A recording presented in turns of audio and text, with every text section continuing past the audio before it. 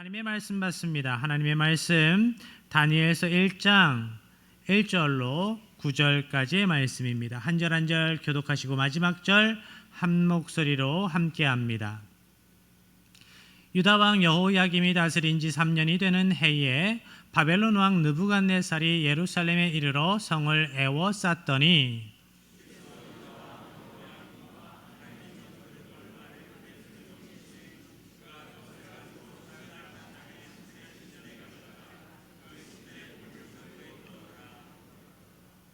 왕이 환관장 아스부나스에게 말하여 이스라엘 자손 중에서 왕족과 귀족 몇 사람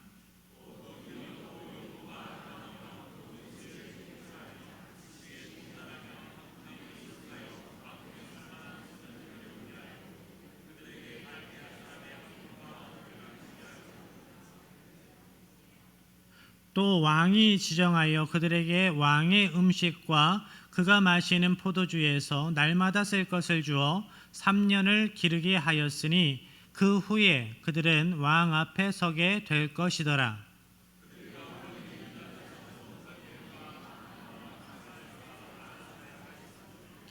환관장이 그들의 이름을 고쳐 다니엘은 벨드사살이라 하고 하나냐는 사드락이라 하고 미사엘은 메색이라 하고 아사랴는 아벳느고라 하였더라.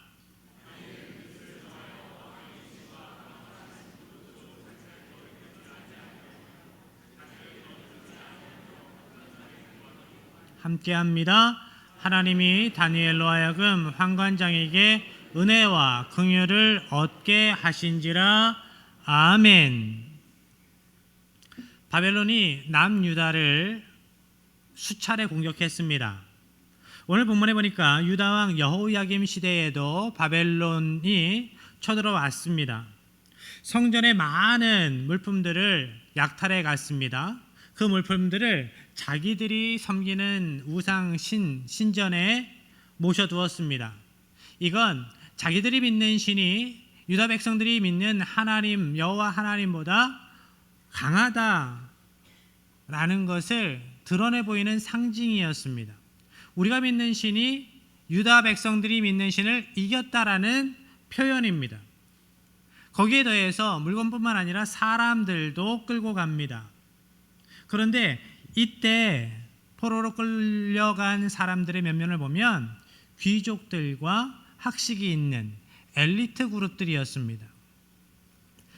이때 바벨론에 끌려간 이들, 그곳에 끌려갔을 때에 여러 가지 분야에서 사용되도록 바벨론 나라에서 바벨론의 학문을, 바벨론의 정치, 경제, 문화를 배웠습니다. 나중에 그들이 끌고 온 사람들을, 소년들을 교육해서 자기들의 신하로 써먹기 위한 겁니다. 친바벨론 세력으로 만들어서 지배하는 나라에 보내는 거죠. 그때 바벨론의 포로로 끌려간 사람들 가운데 우리가 너무나 잘 아는 인물 다니엘과 그의 세 친구들도 있었습니다. 6절 7절의 말씀입니다. 그들 가운데에는 유다 자손 곧 다니엘과 하나냐와 미사엘과 아사랴가 있었더니 환관장이 그들의 이름을 고쳐 다니엘은 벨드사살이라 하고 하나냐는 사드락이라 하고 미사엘은 메삭이라 하고 아사랴는 아벳느고라 하였더라.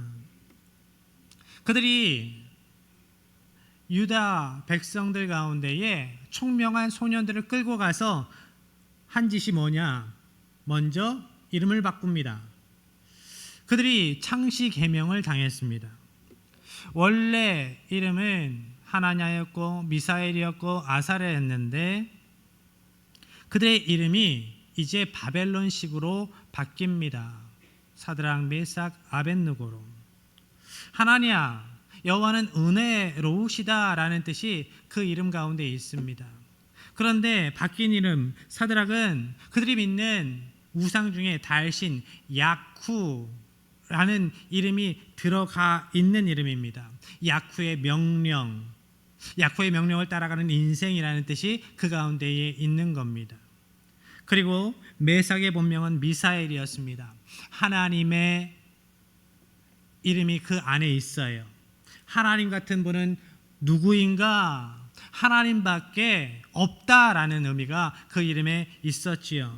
그런데 메삭이라는 이름에는 야쿠 같은 분은 누구인가? 라는 뜻이 있습니다. 180도 다른 의미가 그 안에 담겨 있는 거죠.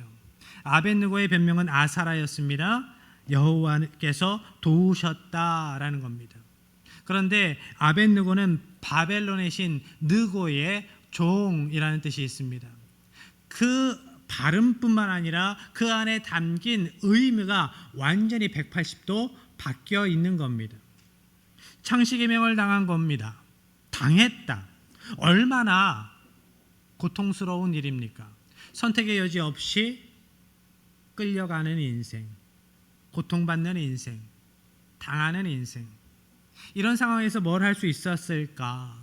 그렇지만 다니엘은 절망하지 않습니다. 8절의 말씀으로 이어갑니다. 다니엘은 뜻을 정하여 왕의 음식과 그가 마시는 포도주로 자기를 더럽히지 아니하리라 하고 자기를 더럽히지 아니하도록 환관장에게 구하니. 다니엘이 왕이 주는 음식을 먹지 않기로 결심합니다. 그런데 우리나라 이 땅의 일제강점기 때를 생각해 보면 다릅니다.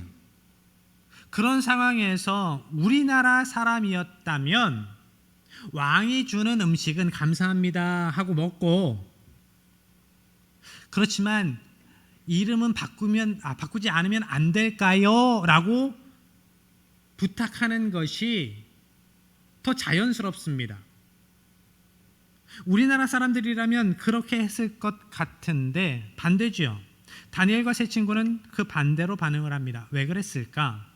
우선 창식의 명을 생각할 때 바로 전에 말씀드린 것처럼 선택의 여지가 있었던 것이 아닙니다. 너 왜 이름 안 바꿨어? 여유를 줬는데, 선택권을 줬는데 왜 안 바꿨어가 아니라 환관장이 그들을 이름을 바꾸어서 뭐뭐라 부르고 뭐뭐라 부르고 뭐뭐라 불렀다라고 말씀하시죠. 선택의 여지가 없는 겁니다. 일방적인 거예요. 그런데 문제는 그 당시 이스라엘 사람들에게 있어서 이름은 그 사람의 인격, 그 사람의 정체성, 그 사람의 존재, 그 인생 전부를 의미하는 것이었습니다. 그렇게 이스라엘 백성들은 생각을 했습니다. 그런데 그들의 관념에서 이름은 한 사람의 존재 자체를 대표하는 것인데 그 이름을 빼앗겼다라는 거죠. 그래서 그 이름을 빼앗겼다라는 것은 자신을 잃어버린 겁니다. 죽은 거예요. 이런 상황에 처했을 때 사람들의 반응은 갈립니다. 먼저 그 상황을 잘 이용해서 잘 먹고 잘 살려는 사람들이 생겼겠죠. 포로로 잡혀왔습니다. 그렇지만 똑똑한 것을 인정받아서 왕궁 장학생으로 뽑혔습니다. 여기에서 잘 공부하고 몇 년 지나면 큰 나라, 작은 나라 유다가 아니라 아주 큰 강대국 바벨론의 신하가 될 수 있는, 성공 가도를 달릴 수 있는 시점에 있는 거죠.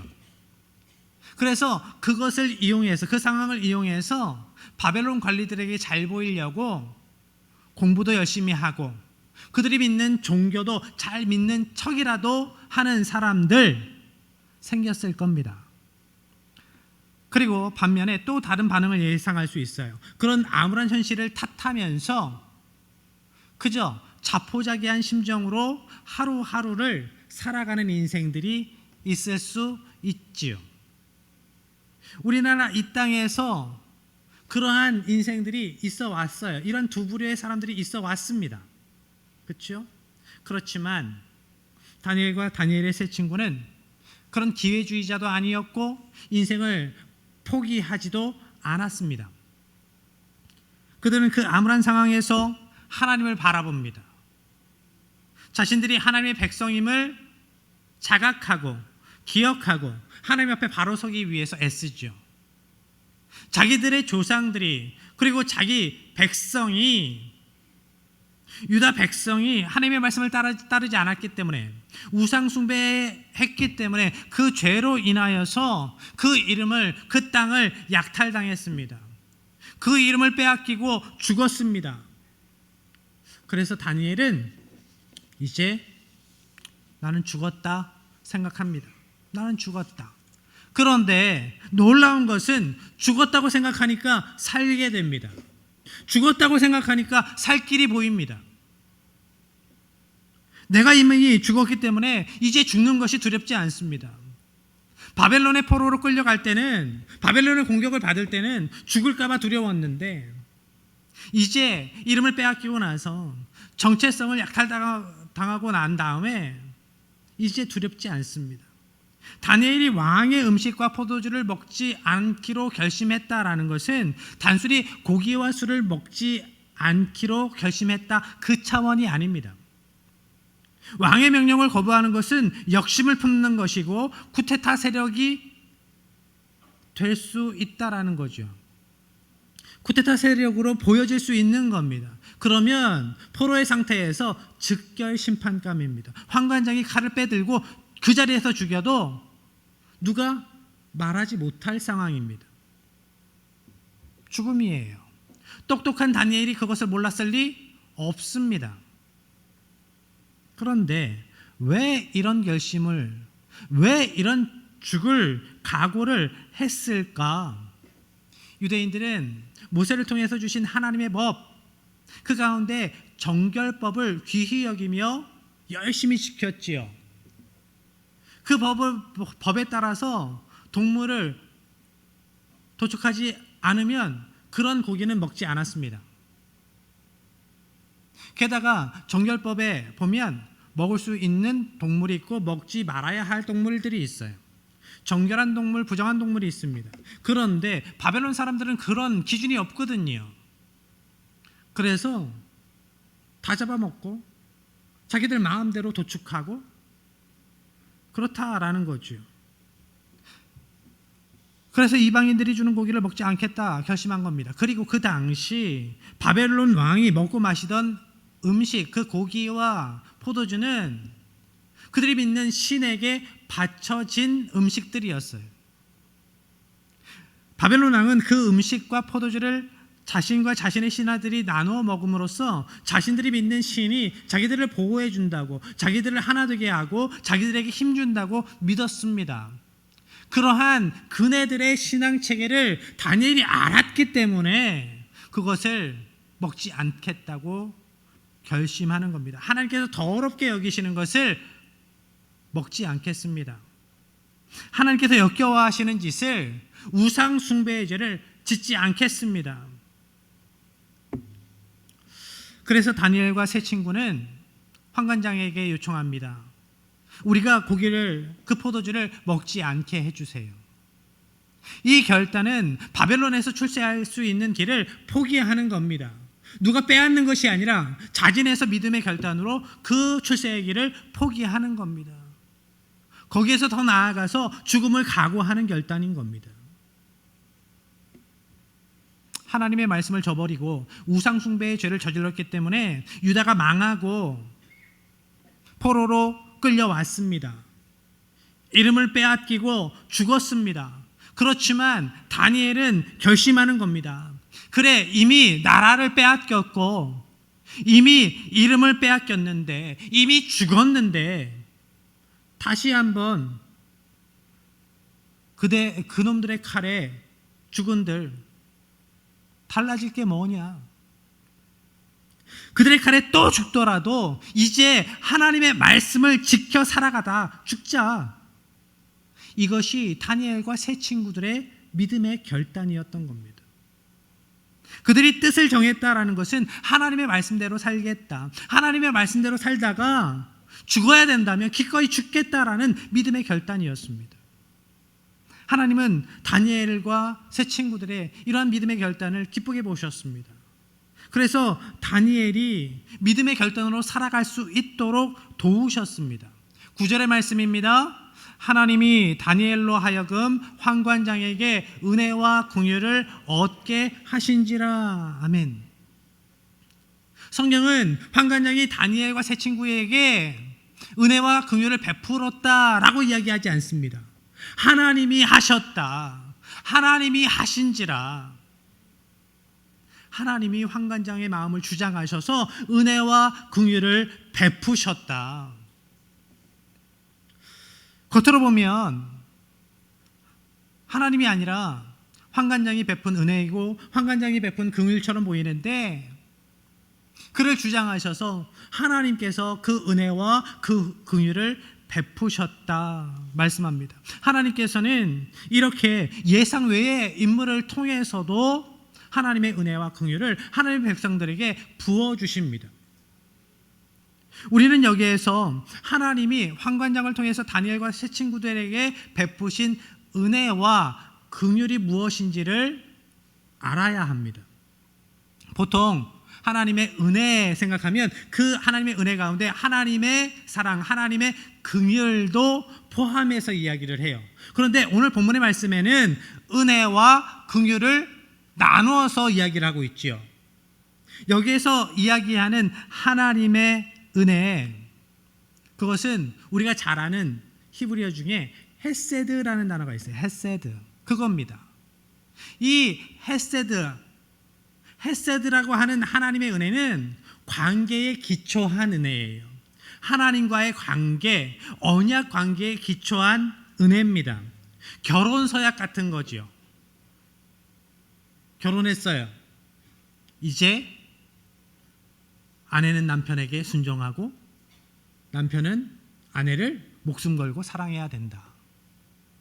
그런데 한쪽에서는 이것만 주장하지요. 순종하래잖아. 목사님 말씀 안 들었어? 순종하래잖아. 결혼식 주례만 하고 나면 꼭 한 분씩 그런 말씀을 하세요. 뒤에 말도 들어야죠. 쌍방간의 언약이에요. 쌍방간의 언약. 한쪽만 잘해서는 안 되는 거예요. 그러한 은혜를 이야기를 하는 거예요. 서로 간의 책임이 있다. 그래서 하나님께서 다니엘에게 은혜를 주셨다라는 것은 다니엘이 그 의무와 책임을 지켰다, 하나님의 백성으로서 지켰다라는 겁니다. 그러면 다니엘이 지킨 하나님의 백성으로서의 의무와 책임은 무엇이었을까? 바로 뜻을 정한 겁니다. 뜻을 정한 거예요. 다니엘이 하나님의 백성답게 살아갈 것을 결심했기 때문에 하나님은 은혜를 주셨습니다. 우리에게 하나님께서 원하시는 것도 이거예요. 우리에게 더 큰 것, 더 풍성한 것, 대단한 것 바라시는 게 아닙니다. 믿음으로 살아갈 것을, 하나님의 말씀에 순종해서 살아갈 것을 결심하는 것, 결단하는 것. 우리가 열심히 뭘 해서 남겨서 하나님께 득보게 하는 그런 능력 있는 사람 아니거든요. 인간은 그렇게 대단한 존재가 아닙니다. 그런데 하나님께서는 우리가 믿음으로 순종으로 살아갈 것을 결심하기만 하시면 은혜 베푸세요. 거기에 더해서 긍휼을 베푸시는데, 긍휼 히브리어로 라함이라고 해요. 엄마의 자궁이라는 뜻이 있습니다. 엄마의 사랑으로, 한이 없는 어머니의 사랑 같은 그 사랑으로 부어주신다라는 겁니다. 펠리컨이 먹을 것이 없으면 자기의 내장을 끄집어내서 새끼를 먹여 살리고 죽는다고 합니다. 문어도 자기가 낳은 알을 보호하기 위해서 그 험악한 물고기에 그 몸이 뜯어먹히면서까지 자기 알을, 자기 새끼를 보호하다가 그렇게 죽어가요. 그러한 어미의 사랑, 그러한 한이 없는 사랑으로 하나님은 당신의 백성을, 믿음으로 살기를 결단한 당신의 백성을 지키시고 보호하신다, 인도하신다라고 말씀하고 있는 겁니다. 하나님께서 하나님의 백성으로 이만큼의 의무를 지켰기 때문에 이만큼의 복을 주신다가 아니라, 그 모습에 어려워도 힘들어도 하나님의 말씀으로 살아갈 것을 결단하는 그 모습에 감동하실 때 하나님은 놀랍도록 우리가 기대하지 못한 은혜도 놀라운 복도 부어주신다라고 말씀하시는 겁니다. 이러한 은혜로 다니엘이 살아갔습니다. 여러분도 이러한 은혜로 살아가는 하나님의 백성 되시기를 축복합니다. 내가 한 것보다 더한 복으로, 더 풍성한 복으로 채우시는 하나님의 사랑으로. 하나님께서는 하나님의 말씀을 따라 살겠다고 결심한 다니엘의 친구들을 이렇게 지켜주셨습니다. 그들이 자신들의 부귀 영화를 포기하고 죄된 세상에 섞여 살아갈 것을 거부하고 믿음 안에서 올바른 인생의 목표를 세우고 올바른 방법으로 하나님의 백성답게 살아갈 것을 결단했기 때문에 하나님께서는 환관장의 마음까지도 주장하셔서 그들에게 은혜와 긍휼을 더하여 주셨다. 인생을 살아갈 때 내 마음 같지 않은 상황들을 만나고 나를 힘들게 만드는 사람들을 만납니다. 어떻게 해야 할까요? 어떻게 해야 할까요? 하나님께서 만져주셔야 합니다. 우리가 아무리 잘해도 그 사람이 바뀌질 않아요. 하나님이 바꿔주셔야 돼요. 하나님께서 환관장의 마음을 주장하신 것처럼 15절의 말씀입니다. 함께합니다. 열흘 후에 그들의 얼굴이 더욱 아름답고 살이 더욱 윤택하여 왕의 음식을 먹는 다른 소년들보다 더 좋아 보인지라. 아멘. 하나님께서 환관장의 마음을 주장하셔서 복 주시는 방법들, 그 과정들을 보세요. 그 얼굴빛이 좋아졌다.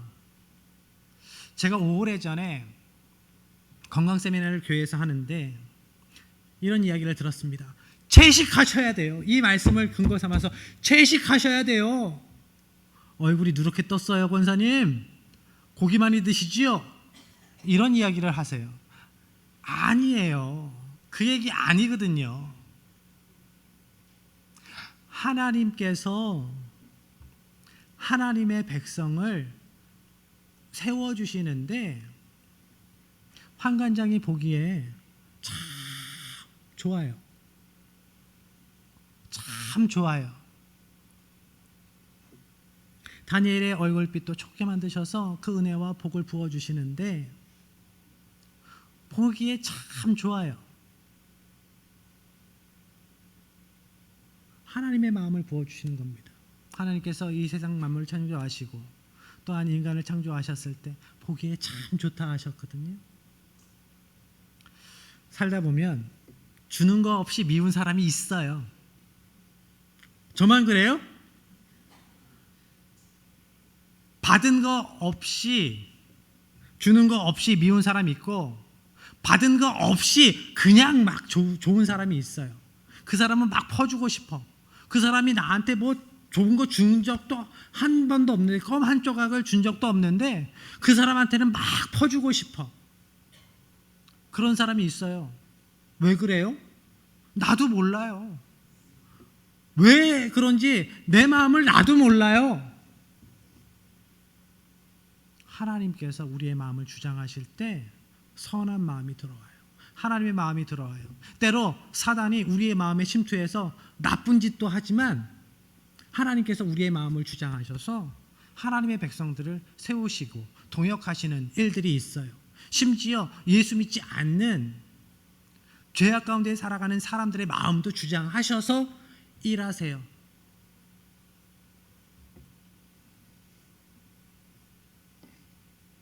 여러분, 제가 술을 잘 마실까요? 못 마실까요? 저는 태생적으로 술을 잘 마시는 체질입니다. 그런데 마시지 않아요. 왜 그럴까요? 목사여서? 하나님께서 그렇게 만들어 오셨어요. 스토리가 길어요. 아무튼 제 몸에 알코올이 들어가면 제가 몇 날 며칠을 뒤집어져 있어요. 그런 몸으로 어렸을 때부터 만들어 오셨어요. 그런데 한날은 술을 마시라고 강요하는 이가 있었어요. 선임이 공익근무 요원인데도 심지어 공익근무요원인데도 선임이 갑질을 합니다. 그 사람이 너 이거 안 마시면 오늘 밤새도록 괴로울 거야. 머리 박고 있을 거야 라고 이야기를 했어요. 못 마십니다. 안 마십니다 라고 이야기를 했을 때 그 사람이 진짜 죽이려고 달려드는 거예요. 그때 한 사람이 딱 막아섭니다. 너가 이해해야 해. 신앙은, 믿음은 너가 이해해야 해 라고 이야기를 하는데 그 사람이, 그 선임이 어떤 사람이었냐? 그 지역의 조직폭력배였어요. 그 사람이 왜 저를 도울까요? 그의 어머니가 독실한 크리스찬이셨어요. 기도 많이 하는 권사님이셨어요. 저를 보고 어여삐 여긴 게 아니라 어머니 때문에 저를 보호해 준 거예요. 그렇게도 하나님은 일하세요.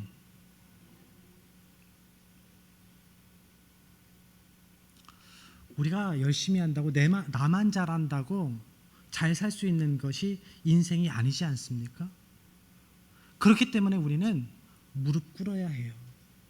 기도해야 해요. 나의 인생뿐만 아니라 나의 자녀들도 내가 책임질 수 없기에 하나님 앞에 무릎 꿇어야 되는 거예요. 하나님께 내어 맡기는 거죠. 하나님께서는 이렇게 하나님의 백성들을 지켜 보호하여 주십니다. 하나님께서는 또한 다니엘에게 지혜와 능력을 주셔서 다른 이들보다 갑절로 뛰어나게 하셔서 은혜와 긍휼을 얻게 하셨습니다. 17절의 말씀으로 갑니다. 함께합니다. 하나님이 이 네 소년에게 학문을 주시고 모든 서적을 깨닫게 하시고 지혜를 주셨으니 다니엘은 또 모든 환상과 꿈을 깨달아 알더라. 하나님께서 학문을 주셨다. 무슨 뜻입니까? 공부할 수 있는 머리를 주셨다라는 거예요. 여러분, 자녀들이 성적을 받아왔는데 내 마음 같지 않아요. 참담한 성적을 받아왔어요. 누구 탓이에요? 반 이상은 내 탓이에요. 애들을 가르쳐 보니까 그렇더라고요. 타고난 머리가 있어요. 타고난 머리가 있어요. 그런 아이들은 알아서 공부 잘해요. 어거지로 시킬 수 있는 수준의 아이들도 있어요. 그런데 아무리 해도 안 들어가는 아이들도 있더라고요. 그런데 그게 잘못된 게 아니에요. 그런 아이들도 다른 은사가 있어요. 다른 달란트가 있어요. 옛날에 이런 책이 있었습니다. A 학점의 직원을 부리는 B 학점의 사장. 대학을 어거지로 보냈는데 학점을 A는 못 받고 C 받고 D 맞아요. 그런데 나중에 봤더니 그런 애들이 사장하고 회장하고 있더라는 거죠. 수석으로 들어온 애들을 직원으로 두고 달란트가 다른 거예요. 재능이 다른 거예요. 능력이 다른 거죠. 그런데 다니엘에게는 공부머리를 주셨어요.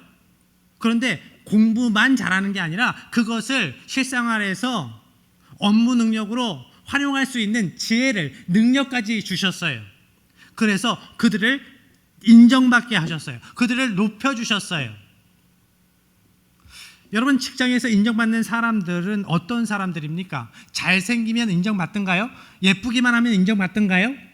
사람 좋기만 하면 인정받던가요? 어떤 TV 프로에서 유재석이라는 연예인이 인터뷰를 합니다. 카페 사장님과 알바생에 대해서 이야기를 해요. 이런 이야기를 하죠. 제가 사실 저 알바생을 얼굴만 보고 뽑았습니다. 잘생겼잖아요. 그런데요, 얼굴값 하더라고요. 그러면서 한숨을 푹 쉬어요. 질문입니다. 그 사장님은 알바생을 인정한다, 인정하지 않는다? 인정할 수 없다. 인정할 수 없다라는 거예요. 그리고 직장에서 상사들이 이런 이야기를 합니다. 업무 능력에 대해서, 직원의 업무 능력에 대해서 이야기를 하는데 한 사람 이런저런 이야기를 하다가 이런 결론을 맺어요. 그래도 사람은 좋아. 질문. 그 사람은 좋아라는 이야기가 칭찬일까요, 욕일까요? 저는 처음에는 그게 칭찬인지 알았어요.